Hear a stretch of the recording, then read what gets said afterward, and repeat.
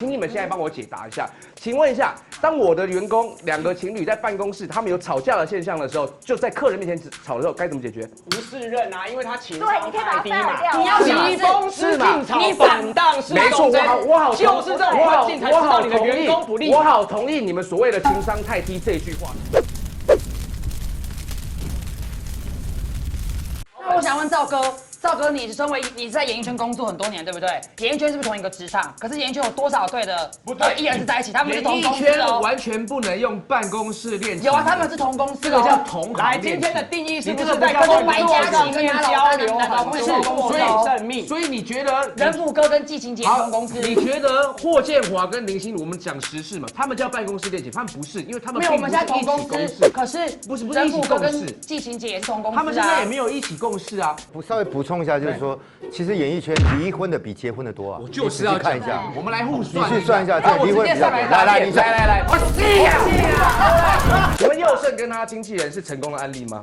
蛮成功的。再举一个我看看。还有像是黄登辉跟琪琪也蛮成功的。琪琪不是圈内的人啊，他是因为跟他结了婚之后才变他经纪人的啊。那他们也算在办公室里面。不是啊，玉林哥做公司。不是，他是结了婚之后才变成他经纪人。玉林哥也不是哦。玉林哥，来，玉林哥，我就跟你举玉林哥。玉林哥他前面一个是谁？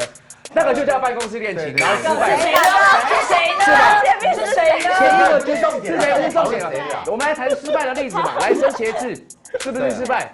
再来嘛，还有姚元浩。对，是不是每个地方都有失败？好，我现在举例子就告诉你说，失败的绝对比成功的还要多。你有知道你要怎么做？我现在就算给，我现在就算给你听，为什么叫可不可以？我们也支持刚刚赵哥的论点，他是说大部分以比例来说，我是完全不适合，也不建议你的原因，是因为绝对会有高过50%的几率影响到办公室的作息跟工作内容。对啊，你要让台湾的竞争力变高，所以你要让你的员工。所以铃铛的辩友告诉我的意思是，台湾竞争力要变高，就是要办公室恋情。没有，其中一个方式可以这样做，也可以。其中一个吗？请问一下，当我的员工两个情侣在办公室，他们有吵架的现象的时候，就在客人面前吵的时候，该怎么解决？不是任啊，因为他情商太低嘛。你要疾风知劲草，反荡是没错，我好就是这种环境才知道你的员工不利。我好同意你们所谓的情商太低这一句话，也就是因为我要预防他情商太低，我才不允许他不是，你不是我该怎么做？我们在帮助你找到真正好的员工，就是当他分手的时候不会被情绪所影响。所以你的意思告诉我说，只要有办公室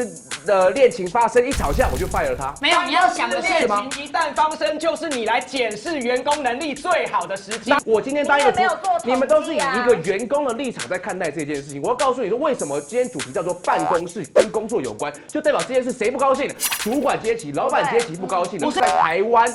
大多数人没有办法理性面对感情，大多数老板也没有办法接受这些人的情绪。你今天要做的事情是要呼吁大家做理性，身为这意义在这里，而不是说我不会感情我就不做。老板，我根本不需要呼吁大家，我只要让我的公司赚钱，不需要让我的公司有额外的风险。对。